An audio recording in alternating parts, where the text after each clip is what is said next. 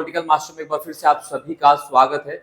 इस वीडियो में हम क्लास 10 के हिस्ट्री का चैप्टर 1 जिसका नाम है यूरोप में राष्ट्रवाद का उदय, इस चैप्टर में जितने भी इंपॉर्टेंट क्वेश्चन हैं हमने इस सिंगल वीडियो में आप सभी के लिए जो समाहित किया है। इस वीडियो को देखने के बाद इस चैप्टर से जितने भी क्वेश्चन एग्जामिनेशन में आने वाले हैं वो सारे के सारे आप हल करने में सक्षम रहेंगे। तो चलिए इस वीडियो को शुरू करते हैं। वीडियो को शुरू करने से पहले अगर आप सभी लोग चैनल पर पहली बार विजिट कर रहे हैं तो चैनल को जरूर सब्सक्राइब कीजिएगा, बेल आइकन को भी प्रेस कर लीजिए।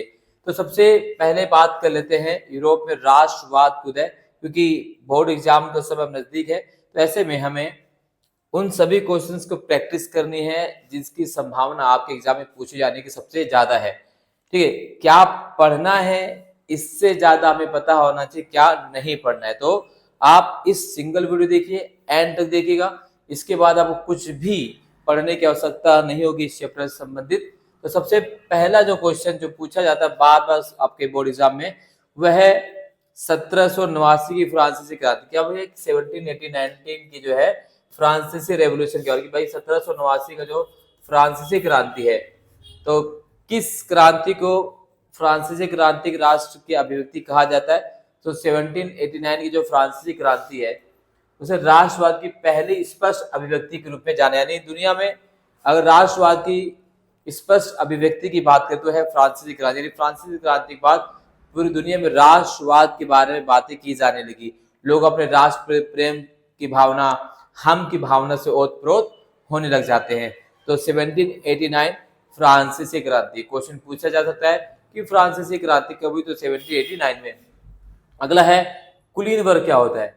तो कुलीन वर्ग की अगर हम बात करें तो कुलीन वर्ग यूरोपीय महाद्वीप का सबसे प्रभावशाली वर्ग था और राजनीतिक कार्यों के लिए वर्ग फ्रेंच भाषा का प्रयोग करता था। तो कई बार सवाल पूछा जाता है जो यूरोप में जो कुलीन वर्ग थे वो किस भाषा का इस्तेमाल करते थे राजनीतिक कार्यों के लिए? तो उस भाषा का नाम है फ्रेंच, यानी फ्रेंच भाषा का इस्तेमाल यूरोप के कुलीन वर्ग के द्वारा किया जाता है। ठीक है, इस तरह सवाल जो है आपसे पूछे जाते हैं। चलिए नेक्स्ट, उदारवाद का अर्थ क्या है? तो उदारवाद का अर्थ व्यक्तिगत आजादी एवं कानून के समक्ष बराबरी से उसे उदारवाद कहा जाता है। उदारवाद से संबंधित भी सवाल पूछे जाते हैं। वियना कांग्रेस का गठन कब हुआ या वियना कांग्रेस का आयोजन कब किया गया? इसकी अध्यक्षता किसने की? इससे संबंधित सवाल आपके एग्जाम में कई बार पूछे गए। तो वियना कांग्रेस की जो बैठक होती है वो कब होती है? वियना कांग्रेस 1815 में बुलाई गई और यहाँ हुई संधि के अनुसार नेपोलियन द्वारा विजित प्रदेशों की पुनः जो है व्यवस्था की गई थी। वियना कांग्रेस की जो स्थापना की 1815 में, इसकी अध्यक्षता किसके द्वारा की गई थी? तो ऑस्ट्रिया के चांसलर थे ड्यूक मेटरनिक। यहाँ ऑस्ट्रिया के चांसलर थे, नाम है ड्यूक मेटरनिक। तो ऑस्ट्रिया के चांसलर ड्यूक मेटरनिक के द्वारा जो है वियना कांग्रेस की अध्यक्षता की गई थी। तो यहां से सवाल कई बार जो है आपके पेपर में पूछे जाते हैं। चलिए अगला, यूनान के लोगों ने 1821 में टर्की के विरुद्ध विद्रोह कर दिया और विद्रोहियों का संचालन मालडेविया के राजकुमार हैप्सिलैंडी ने किया। तो कई बार क्वेश्चन पूछे जाता है कि यूनान में जो स्वतंत्रता संग्राम की शुरुआत हुई थी उसका अध्यक्षता या उस विद्रोहियों का जो राजकुमार थे वो कौन थे? राजकुमार हैप्सिलैंडी। एड्रियानापोल की संधि कब होती है? तो एड्रियानापोल की संधि 1829 होती है और उसी एड्रियानापोल की संधि के अनुसार यूनान को स्वतंत्र घोषित कर दिया गया। फिर एक और संधि होती है जिसे हम कुस्तुतुनिया की संधि कहते हैं 1832 1832। तो इस तरह से हमें इस बार के पेपर को कवर करना है, क्योंकि आप सभी को पता है कि न्यू एजुकेशन पॉलिसी के तहत जो है पैटर्न बदल गया है।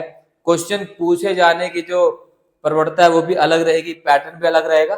तो विद्यार्थियों लगातार असमंजस में रहते कि हमें न्यू एजुकेशन पॉलिसी और सीबीएसई के नए पैटर्न के हिसाब से क्वेश्चंस कहाँ मिलेंगे, कहाँ से इन सभी का प्रैक्टिस कर सकते हैं। तो आप सभी को कुछ भी करने की जरूरत नहीं, सिंपल आपको क्या करना है, एडुका जोन, जी हाँ एडुका जोन का सैंपल पेपर परचेज कर लेना है। एडुका जोन ने सैंपल पेपर जो है जारी किया है जिसमें क्लास 10 के, तो एडुका जोन की तरफ से जो सैंपल पेपर जारी किया गया क्लास 10 के लिए SST, Hindi, English, mathematics, standard mathematics, ठीक है। तो इन सभी सैंपल पेपर को आप परचेज कर सकते हैं और सभी जो क्वेश्चन जो है बिल्कुल उसी तरह से इन्होंने डिजाइन किए जिस प्रकार से बोर्ड एग्जाम 2025 में क्वेश्चंस आने वाले हैं। तो आप सभी लोग एडुकाजोन के वेबसाइट से जाकर इस सैंपल पेपर को परचेज कर सकते हैं। लिंक जो है डिस्क्रिप्शन बॉक्स में दिया गया है, आप परचेज कीजिए और अपनी तैयारी को पुख्ता कीजिए। इसके बाद आप खुद अपने आप को देख पाएंगे कि आप बोर्ड एग्जाम में अच्छे नंबर से उत्तीर्ण होंगे। तो चलिए अपने टॉपिक पर वापस आते हैं। अगला है गैरिबाल्डी कौन था? तो भाई गैरिबाल्डी, तो गैरिबाल्डी की अगर हम बात करें तो गैरिबाल्डी इटली का महान क्रांतिकारी था और यह मैसनी का समकालीन एवं सहयोगी था। उसने लाल कुर्ती नामक सेना तैयार की। तो कई बार सवाल पूछा जाता है कि रेड शर्ट, लाल कुर्ती आंदोलन, रेड शर्ट जो है मिलिट्री किसने तैयार की थी? तो वो तैयार की थी गैरिबाल्डी। जी हाँ, गैरिबाल्डी। और ये किसके समकालीन था? जोसेफ मैसनी के समकालीन था और इसने लाल कुर्ती नामक सेना तैयार की थी। इसी प्रकार से लुई फिलिप जो है उसे फ्रांस का राजा घोषित किया गया। कई बार सवाल पूछा जाता है कि फ्रांस का राजा किसे घोषित किया गया? तो लुई फिलिप को जो है 1830 ईस्वी के विद्रोह के बाद फ्रांस का राजा बनाया गया। ठीक है, तो यहां से इस प्रकार सवाल पूछे जाते हैं कि 1830 की क्रांति के बाद फ्रांस का राजा किसे बनाया गया? तो लुई फिलिप को जो है फ्रांस की क्रांति के बाद फ्रांस का राजा बनाया गया। अगला अगर हम बात करें, अगले सवाल पे चले तो किसे इटली का बिस्मार्क कहा जाता है? तो इटली का बिस्मार्क किसे कहा जाता है? तो इटली का बिस्मार्क कहा जाता है काबुर को। तो काबुर को जो है इटली का बिस्मार्क माना जाता है। वह इटली के सार्डिनिया राज्य का प्रधानमंत्री था और उसने इटली के एकीकरण में बहुत ही ज्यादा योगदान दिया। उसने सर्वप्रथम अपने राज्य को इटली में मिलाने का कार्य भी किया था। तो इटली का रहने वाला कौन था? काबुर। और इसे इटली का बिस्मार्क भी कहा जाता है। और इटली कि किस राज्य का वो प्रधानमंत्री था? तो वो सार्डिनिया राज्य का प्रधानमंत्री था और काबुर ने इटली के एकीकरण में बहुत ही ज्यादा योगदान दिया था। इस तरह से सवाल आपसे वन जो एमसीक्यू टाइप में या कथन और कारण से संबंधित जो आपसे सवाल पूछे जाएंगे, इस वीडियो को देखने के बाद आप पूरी तरीके से सक्षम रहेंगे कि इस चैप्टर से जो भी सवाल पूछे जाएंगे आप उसे हल करने की स्थिति में रहेंगे। ये मेरी गारंटी है। पिछले 4 सालों से हम इसी प्रकार से इंपॉर्टेंट क्वेश्चन की सीरीज चला रहे जो बच्चों की बहुत ही फायदेमंद होती है। अगला अगर हम बात करें तो जर्मनी के राजनीतिक इतिहास में बिस्मार्क को क्या था? तो जर्मनी के राजनीतिक इतिहास में बिस्मार्क को अद्वितीय स्थान प्राप्त था। अद्वितीय यानी बहुत महत्वपूर्ण स्थान प्राप्त था किसको? बिस्मार्क को। और बिस्मार्क अपने पॉलिसी के लिए जाना जाता है। बिस्मार्क ने एक पॉलिसी जो है जारी की थी, इसका नाम था लॉ और रक्त, आयरन एंड ब्लड थ्योरी। तो कई बार सवाल पूछा था कि आयरन और ब्लड थ्योरी, रक्त और लौह की जो सिद्धांत जो नीति है किसने जारी किया? तो बिस्मार्क के द्वारा जारी किया गया। बिस्मार्क कहाँ का रहने वाला था? जर्मनी के रहने वाला था। निरंकुशवाद का मतलब क्या होता है? इस प्रकार से क्वेश्चन पूछा गया है। कल्पनादर्श काफी इंपॉर्टेंट सवाल है। कल्पनादर्श यानी यूटोपिया। कल्पनादर्श का मतलब क्या? यूटोपिया यानी एक ऐसा समाज जो केवल हमारी कल्पना में हो, वास्तविक रूप से वो स्थापित नहीं किया जा सकता। एक ऐसा समाज जो केवल हमारे कल्पनाओं पर ही आश्रित हो, हमारी कल्पनाओं में ही रहता हो, वास्तविक जीवन में इससे कोई लेना देना नहीं है, इसे कहा गया यूटोपिया। ठीक है, और यूटोपिया संबंधित जो है एक फ्रांसीसी चित्रकार है जिनका नाम फ्रेडरिक राय। उन्होंने 4 चित्रों की श्रृंखला बनाई थी। तो फ्रेडरिक राय कौन है? फ्रांसीसी चित्रकार। कितने चित्रों की श्रृंखला बनाई? 4 चित्रों की। उनकी श्रृंखला को क्या कहा गया? यूटोपिया कहा गया। कल्पनादर्श यानी जो केवल हमारे सपनों में हो, जैसे हम कहते हैं राम राज्य की स्थापना करना। राम राज्य की स्थापना करना संभव नहीं है, वो केवल कल्पना पर ही बेस किया जा सकता है। वास्तव में वर्तमान में राम राज्य स्थापित करना बहुत ही मुश्किल है। मुश्किल क्या? नामुमकिन है। ठीक है, इस तरीके से आपसे सवाल पूछ जाएंगे। अगला क्वेश्चन से जो है जोसेफ मैसनी के बारे में कई बार जो है सवाल जो है आपसे 5 नंबर में पूछ लिया जाएगा। जोसेफ मैसनी बहुत ही इंपॉर्टेंट टॉपिक है, बहुत ही इंपॉर्टेंट कैरेक्टर है। तो जोसेफ मैसनी की अगर हम बात करें तो जोसेफ मैसनी क्या है? जोसेफ मैसनी इटली का एक क्रांतिकारी था और वह इटली को एक राष्ट्र के रूप में देखना चाहता था।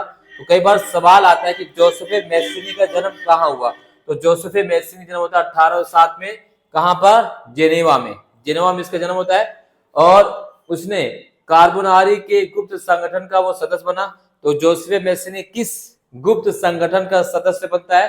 तो है कार्बोनारी। कार्बोनारी एक गुप्त संगठन था, उसका सदस्य बनता है जोसेफ मैसिनी। 24 वर्ष की आयु में उसे लिगुरिया में क्रांति के कारण उसे बहिष्कृत कर दिया गया और उसके बाद दो संगठन खुद इसके द्वारा बनाए गए। पहला मार्साई में यंग इटली और बर्न में यंग यूरोप। ये मोस्ट इंपोर्टेंट है। जोसेफ मैसिनी के द्वारा बनाए गए दो जो है गुप्त संगठन है, यंग इटली और यंग यूरोप। कहां बनाए गए थे? तो मार्साई जो है उसमें यंग इटली बनाया गया था और बर्न में जो है वो यंग यूरोप बनाया गया था। इस प्रकार से जो है सवाल यहां से पूछे जाते हैं। ये चीज हमें कवर करके चलनी है। इसी प्रकार से एक और जो यहां से चीजें आती हैं, मैसिनी का मानना क्या था कि मैसिनी का मानना था कि ईश्वर की इच्छा के अनुसार राष्ट्र ही मनुष्य की प्राकृतिक इकाई है और इटली छोटे छोटे राज्यों के और प्रदेशों के रूप में नहीं रह सकता। उसे एकीकृत करके एक व्यापक राष्ट्र और गणतंत्र बनना ही होगा। उसके अनुसार केवल एकीकरण ही इटली की मुक्ति का आधार हो सकता है। इस प्रकार से सवाल पूछे जाएंगे, आप इसके स्क्रीनशॉट ले सकते हैं। इसके अलावा एक बहुत बड़ा कठिन जहां सवाल पूछा हुआ है, ऑस्ट्रिया के चांसलर ड्यूक मेटरनिक ने उसे हमारी सामाजिक व्यवस्था का सबसे खतरनाक शत्रु बताया। तो जोसेफ मैसिनी को ऑस्ट्रिया के चांसलर के द्वारा हमारी सामाजिक व्यवस्था का सबसे खतरनाक शत्रु बताया गया। ये कोड लाइन जो है कई बार बोर्ड एग्जाम में पूछी गई है। मोस्ट इंपोर्टेंट क्वेश्चन में से ये एक है। इसी प्रकार से जो क्वेश्चन आता है वह है, क्वेश्चन की बात करें तो फ्रांसीसी लोगों के बीच सामूहिक पहचान का भाव पैदा करने के लिए फ्रांसीसी क्रांतिकारियों ने क्या कदम उठाए? तो फ्रांसीसी लोगों के बीच सामूहिक पहचान बनाने के लिए फ्रांसीसी क्रांतिकारियों ने कौन कौन से कदम उठाए? 5 नंबर सवाल पूछा जा सकता है। तो सबसे पहले उन्होंने पितृभूमि, याद रखिएगा, इन्होंने क्या किया था? इन्होंने पितृभूमि यानी ला पैरिटी और नागरिक जैसे विचारों को लोगों तक पहुंचाया। क्रांतिकारियों ने एक नया तिरंगा फ्रांसीसी झंडा चुना और इस झंडे ने पुराने राष्ट्रीय झंडे की जगह ले ली। स्टेट जनरल का चुनाव करवाया गया सक्रिय नागरिकों के द्वारा और स्टेट जनरल का नाम बदलकर नेशनल असेंबली कर दिया गया। क्रांतिकारी द्वारा शहीदों गुणगान, राष्ट्रगीत और शपथों ने भी राष्ट्रीय भावना को बढ़ावा देने में मदद की। तो इस तरीके से जो क्रांतिकारी थे उन्होंने अपने लोगों के अंदर राष्ट्रवाद की भावना पैदा करने के लिए ये कदम उठाए थे। तो यहाँ सवाल इस प्रकार से पूछे जाए। 5 नंबर में क्वेश्चन पूछा जा सकता है। इस तरह से आपको इसका स्क्रीनशॉट ले लेना है। बाकी इसका पीडीएफ का लिंक जो है डिस्क्रिप्शन बॉक्स में दे दिया कि आप वहां से जाकर फ्री ऑफ कॉस्ट जो है डाउनलोड कर सकते हैं। इसके अलावा हमारे इंस्टाग्राम हैंडल पर भी पीडीएफ को जाकर डाउनलोड कर सकते हैं फ्री ऑफ कॉस्ट, कोई भी चार्ज नहीं है। और मैं आपको पहले बता दूं कि बोर्ड एग्जाम संबंधी हर एक इंपॉर्टेंट क्वेश्चन यानी एसएसटी संबंधी जो भी क्वेश्चन हम आपको देंगे उससे बाहर क्वेश्चन नहीं आएगा। आपको करना क्या है, चैनल को सब्सक्राइब कर लेना है, सपोर्ट करना, ज्यादा से ज्यादा मात्रा में शेयर कीजिए बस। चलिए, और अगला जो काफी इंपॉर्टेंट टॉपिक है वह है मारियान और जर्मेनिया। तो मारियान और जर्मेनिया से बहुत बार क्वेश्चन पूछे गए। भाई मारियान और जर्मेनिया कौन थे? मारियान, कहीं मारियान के बारे में पूछ लिया जाता है, कभी सिंगल जर्मेनिया के बारे में पूछ लिया जाता है। इस तरह सवाल पूछे जाते हैं। तो मारियान और जर्मेनिया दो नारियों के क्या है, दो चित्र हैं। उन्हें राष्ट्र रूपक के रूप में चित्रित किया गया, राष्ट्र रूपक के रूप में चित्रित किया गया। किसको? मारियान और जर्मेनिया को। तो मारियान कहाँ की रहने वाली थी? तो मारियान फ्रांसीसी राज्य का प्रतिनिधित्व करती है, जबकि जर्मेनिया जर्मन राष्ट्र का रूपक है। और अगर अब बात करें तो 18वीं सदी में कलाकारों ने राष्ट्रों को मानवीय रूप प्रदान किया और उनकी अभिव्यक्ति एक साधारण नारी के रूप में की। फ्रांस ने 1850 में एक डाक टिकट पर मारियान की तस्वीर भी छापी। तो किस देश के द्वारा मारियान की तस्वीर जो है अपने डाक टिकट पर छापी गई थी? वो देश है फ्रांस। और किसकी तस्वीर छपी थी? मारियान की। और उसकी प्रतिमाओं को सार्वजनिक स्थानों पर लगाया गया ताकि लोगों में राष्ट्रीय भावना जागती रहे। जबकि जर्मेनिया को बलूत वृक्ष के पत्तों को मुकुट पहने दिखाया गया। बलूत, जर्मेनिया को किस पौधे की पत्ती को पहने हुए दिखाया गया है? वह बलूत वृक्ष के पत्तों के जो है पहने हुए दिखाया गया है, मुकुट पे दिखाया, क्योंकि जर्मन बलूत को जो है वीरता का प्रतीक माना जाता है। तो जर्मनी में बलूत जो है उसे वीरता का प्रतीक माना जाता है। तो जर्मेनिया और मारियान से सवाल पूछे जाते हैं मेरे सभी छात्र छात्राओं। ये काफी इंपॉर्टेंट है, इसे हमें कवर करके चलना है। इसी प्रकार से नेपोलियन फ्रांस का सम्राट था। उसने अपने शासन वाले क्षेत्रों में शासन व्यवस्था को कुशल बनाने के लिए अनेक सामाजिक और प्रशासनिक सुधार भी किए। और सामाजिक और प्रशासनिक सुधार क्या थे? 1804 में नेपोलियन की एक संहिता जारी की गई इसे आचार संहिता या नेपोलियन कोड ऑफ कंडक्ट जारी कहा जाता है।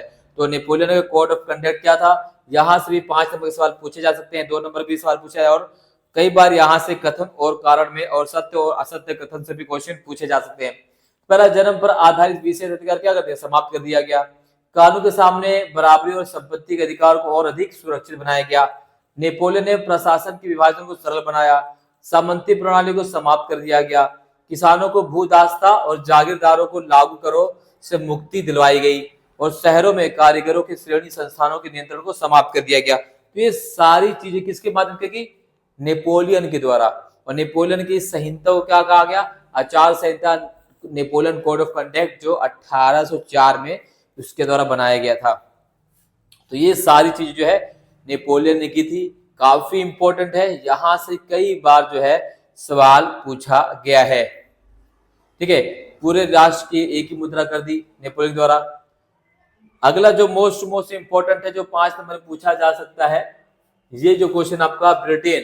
तो ब्रिटेन में राष्ट्र के निर्माण एक लंबी प्रक्रिया है, यानी ब्रिटेन का जो राज्य का निर्माण है वो बाकी यूरोप से अलग रहा। क्यों अलग रहा, इससे संबंधित सवाल जो है पूछे जा सकते हैं। तो ये चीज हमने यहाँ पर जो समाहित कर दी है, जिसे आप आसानी से जो है कवर कर सकते हैं, और ये आपके लिए बेहद ही इंपॉर्टेंट क्वेश्चंस है। तो यहाँ से जो है सवाल पूछा जाता है। ठीक है, इन सभी चीजों को आपको कवर कर लेना है। ठीक है, आप इसका स्क्रीनशॉट ले सकते हैं। चलिए आगे बढ़े। बाल्कन प्रदेशों में राष्ट्रवादी तनाव क्यों पनपा। तो बाल्कन प्रदेशों में राष्ट्रवादी तनाव क्यों पनपा, अथवा किस प्रकार 1971 के बाद यूरोप में गंभीर राष्ट्रवादी तनाव का बाल्कन प्रदेश था, किन्हीं 4 बिंदुओं को व्याख्या करें। इस प्रकार से जो है क्वेश्चन पूछा जाता है। आपके जो है 5-5 नंबर में जो सवाल पूछे जा सकते हैं, डायरेक्ट 5-5 नंबर वाले, तो उस चीज को हमने यहाँ पे बखूबी दिखाया है, ताकि आसानी से आप इस चीज को कवर कर सकें। वीडियो देख रहे हैं तो लाइक कमेंट जरूर कीजिएगा, पसंद आए तो शेयर कीजिए, चैनल पर नए हैं तो सब्सक्राइब जरूर कीजिएगा। ठीक है, इसी प्रकार से वियना संधि कब और किस प्रकार अस्तित्व में आई, इसके क्या लक्ष्य थे, यूरोप में इसके द्वारा किए गए परिवर्तनों का संक्षिप्त वर्णन कीजिए। तो वियना संधि क्या है, कब हुई, ये मोस्ट इंपोर्टेंट क्वेश्चन में से है, इसे हमें कवर करना है। तो वियना संधि जो है 1815 में अस्तित्व में आई, और इस वर्ष ब्रिटेन, रूस, प्रसा और ऑस्ट्रिया के प्रतिनिधि एक समझौता करने के लिए वियना मिले। तो वियना संधि में वियना कांग्रेस के सम्मेलन में किन किन देशों ने पार्टिसिपेट किया था, यहाँ से सवाल पूछा जा सकता है। तो ब्रिटेन ने पार्टिसिपेट किया था, रूस ने, प्रसा ने और ऑस्ट्रेलिया ने। इन सभी देशों के जो राष्ट्राध्यक्ष थे यहाँ एकत्रित हुए थे, और इसका हेड था ऑस्ट्रिया के चांसलर ड्यूक मेटरनिक। वियना संधि का लक्ष्य क्या था, तो लक्ष्य से कई बार के सवाल पूछे गए हैं। तो उसका लक्ष्य था नेपोलियन के युद्धों द्वारा यूरोप में जितने भी परिवर्तन हुए थे उन परिवर्तनों को समाप्त कर देना। ठीक है, दूसरा क्या था, उन राजवंशों को पुनः स्थापित करना जिन्हें नेपोलियन ने हटा दिया था। यूरोप में एक नई रूढ़िवादी व्यवस्था स्थापित करना। वियना कांग्रेस द्वारा किए गए परिवर्तन कौन कौन से थे, तो वियना कांग्रेस यूरोप में निम्नलिखित परिवर्तन की, पहला, फ्रांसीसी क्रांति के दौरान हटाए गए बुर्बो वंश को फिर से सत्ता सौंप दी गई। फ्रांस से नेपोलियन द्वारा जीते गए प्रदेश छीन लिए गए। फ्रांस की सीमाओं पर कई नए राज्य भी स्थापित किए गए, ताकि भविष्य में फ्रांस अपनी सीमाओं का विस्तार ना कर सके। और उत्तर में नीदरलैंड का राज्य स्थापित किया गया, जिसमें बेल्जियम शामिल था। दक्षिण में पिडमोंट में जिनोवा को शामिल कर दिया गया। पश्चिम सीमाओं में प्रसा को महत्वपूर्ण प्रदेश दिए गए। और तो इस तरह से 5 नंबर से सवाल पूछा जाता है। अगला है कि 1830 का दशक जो है, यहां से क्वेश्चन पूछा जाता है कि 1830 का जो दशक है वो यूरोप में भारी कठिनाई लेकर आया। स्पष्ट कीजिए कैसे कठिनाई लेकर आया। इस प्रकार से यहाँ सवाल जो है पूछे जाते हैं पेपर में, इस चीज को आपको कवर करना है। इसका जो है आप स्क्रीनशॉट ले लीजिए, काफी इंपॉर्टेंट टॉपिक है। ठीक है, क्या क्या चीजें 1830 के दशक में यूरोप में घटित हुई थी, ये सारी चीजें यहाँ से आपको कवर कर लेनी है। यहाँ से कई बार जो है क्वेश्चंस पूछे गए हैं। ठीक है, इटली के एकीकरण में गैरिबाल्डी के योगदान की चर्चा कीजिए। तो इटली के एकीकरण हो, जर्मनी के एकीकरण हो, और ठीक है यहाँ से सवाल पूछा जाता है। तो कई बार हमने इन सभी क्वेश्चंस को कवर किया है। इटली के एकीकरण में गैरिबाल्डी का क्या योगदान रहा, वो सारी चीजें आपको यहाँ पर देखने को मिल जाएंगी। इन सभी चीजों को आपको कवर करना है, सभी चीजें आप स्क्रीनशॉट ले सकते हैं, ठीक है। चलिए आगे बढ़ते हैं, ठीक है। ओके, अगला है जो एक नंबर में क्वेश्चन पूछता है वो है आपका अर्नेस्ट रेनन। तो अर्नेस्ट रेनन क्या है और या उसका राष्ट्रवाद क्या था। तो फ्रांसीसी दार्शनिक अर्नेस्ट रेनन कौन थे, एक फ्रांसीसी दार्शनिक थे। 1882 में सोर्बोन विश्वविद्यालय में दिए गए व्याख्यान में राष्ट्र को अपनी समझ को प्रस्तुत किया। बाद में यह व्याख्यान एक प्रसिद्ध निबंध के रूप में छापा जिसका शीर्षक था क्वेस्टिक्यो, ठीक है, यानी राष्ट्र क्या है। तो इस प्रकार से अर्नेस्ट रेनन के बारे में सवाल पूछा जाता है कि अर्नेस्ट रेनन ने किस विचार को आगे बढ़ाया था, राष्ट्रवाद के विचार आगे बढ़ाया था। एक कहाँ के दार्शनिक थे, फ्रांसीसी दार्शनिक थे। इसी प्रकार से अगर हम बात करें तो वो है जुल वेरलाइन क्या था। तो जुल वेरलाइन एक जर्मन शुल्क संघ था जो 1834 में लगाया गया। अभी क्या था, तो जुल वेरलाइन की अगर हम बात करें, जुल वेरलाइन एक जर्मन शुल्क संघ था जिसमें अधिकांश जर्मन राज्य शामिल थे और आर्थिक रूप में जर्मनों को एक राष्ट्र रूप में बांटना इसका प्रमुख उद्देश्य था। ये सारी चीज यहाँ से पूछी जाती है। अगला है लुइजे ऑटो पीटर्स एक राजनीतिक कार्यकर्ता थी। तो भाई लुइजे ऑटो पीटर्स कौन थी, तो लुइजे ऑटो पीटर्स एक राजनीतिक कार्यकर्ता थी। यहां से सवाल पूछा गया है कि भाई लुइजे ऑटो पीटर्स क्या है। तो लुइजे ऑटो पीटर्स एक राजनीतिक कार्यकर्ता थी। उसने महिलाओं की पत्रिका निकाली, एक उसका नाम था नारीवादी राजनीतिक संगठन की स्थापना भी की। तो लुइजे ऑटो पीटर्स। इसके अलावा विक्टर एमेनुअल द्वितीय, ठीक है। तो विक्टर एमेनुअल द्वितीय जो 1870 ईस्वी में फ्रांस ने रोम से अपने सैन्य हटा लिए और अवसर का लाभ उठाकर विक्टर एमेनुअल द्वितीय ने पेपल राज्यों को इटली में शामिल कर लिया और इस प्रकार इटली का भी एकीकरण संपन्न हुआ था। 1871 में विक्टर एमेनुअल द्वितीय को एकीकृत इटली का राजा घोषित किया गया और उसने रोम को इटली की राजधानी भी बनाया। तो 1871 में इटली का राजा कौन बनाया गया, तो इमैनुअल द्वितीय। यहां से सवाल पूछे गए, कई बार सवाल पूछे गए। इन सभी चीजों को आपको कवर करके चलना है। जो हम छोड़ देते हैं बेसिक क्वेश्चन, यार ये तो नहीं पूछेगा, आसान है, उसी प्रकार से क्वेश्चन बेसिक उठा लेती है। कौन सी विश्वविख्यात घटना को राष्ट्रवाद की पहली स्पष्ट अभिव्यक्ति माना जाता है, तो वह 1789 की फ्रांसीसी क्रांति को। 1789 की फ्रांसीसी क्रांति के महत्व को दर्शाने के लिए कोई एक बिंदु लिखिए। फ्रांस की किस संहिता को नेपोलियन की संहिता कहा जाता है, तो फ्रांस की 1804 की नागरिक संहिता को कहा जाता है। इस प्रकार से एक नंबर में क्वेश्चन जो पूछे जाते हैं, इन सभी चीजों हमने यहाँ पर जो है क्या किया है, समाहित किया। तो इसे आप आराम से इसको देख सकते हैं, चेक कर सकते, कवर कर सकते हैं। काफी इंपॉर्टेंट चीजें यहाँ पर है, ठीक है। जुल वेरलाइन क्या था, तो जुल वेरलाइन एक जर्मन शुल्क संघ था जिसमें अधिकांश जर्मनी राज्य शामिल थे और इसने क्या किया कि आर्थिक रूप में जर्मनी को एक राष्ट्र में बांटने से प्रमुख उद्देश्य था। रूढ़िवादी का अर्थ स्पष्ट कीजिए। रूढ़िवादी क्या, वियना सम्मेलन कब हुआ, इसकी अध्यक्षता किसने की, हमने पहले कवर कर रखा है। किन्हीं 4 देशों के नाम बताओ जिनके प्रतिनिधियों ने वियना सम्मेलन में भाग लिया। रूस, प्रसा, ऑस्ट्रेलिया। मेसनी द्वारा इटली में स्थापित 2 संगठन कौन थे, तो मार्सेई में यंग इटली, बर्न में यंग यूरोप। लुई फिलिप के नेतृत्व में जो है फ्रांस में संवैधानिक राजतंत्र की स्थापना की। तो फ्रांस में राजनीतिक संवैधानिक राजतंत्र की स्थापना किसके नेतृत्व में की गई, वह लुई फिलिप के नेतृत्व में की गई थी। इसी प्रकार से ये प्रतीक है, तो प्रतीक से भी आपके क्वेश्चन पूछे जा सकते हैं, बहुत ही इंपॉर्टेंट है। ट्यूट्यू बेड़िया किसकी प्रतीक है, बाज छाप कवच किसका प्रतीक है, बलूत पत्तियों के मुकुट किसका प्रतीक है, तलवार किसका प्रतीक है। तो ये जो प्रतीक हैं और ये जैसे आजादी मिलना, जर्मन राज्य की प्रतीक शक्ति, वीरता, मुकाबले की तैयारी, तो प्रतीक और से क्वेश्चन एक जरूर मिलेगा आपके पेपर में, ठीक है। तो ये चीजें यहाँ से कवर की गई, इन सब को आपको कवर कर लेना है।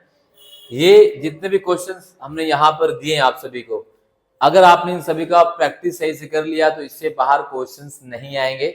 आई होप ये वीडियो आपको पसंद आई। अगर पसंद आई है तो लाइक शेयर कमेंट जरूर कीजिएगा। चैनल पर पहली बार विजिट कर रहे थे, चैनल को सब्सक्राइब कीजिए और सजेशन भी दीजिए कि हम और किस तरीके से और बेहतर तरीके से आपकी मदद कर सकते हैं। बहुत बहुत धन्यवाद। जय हिंद।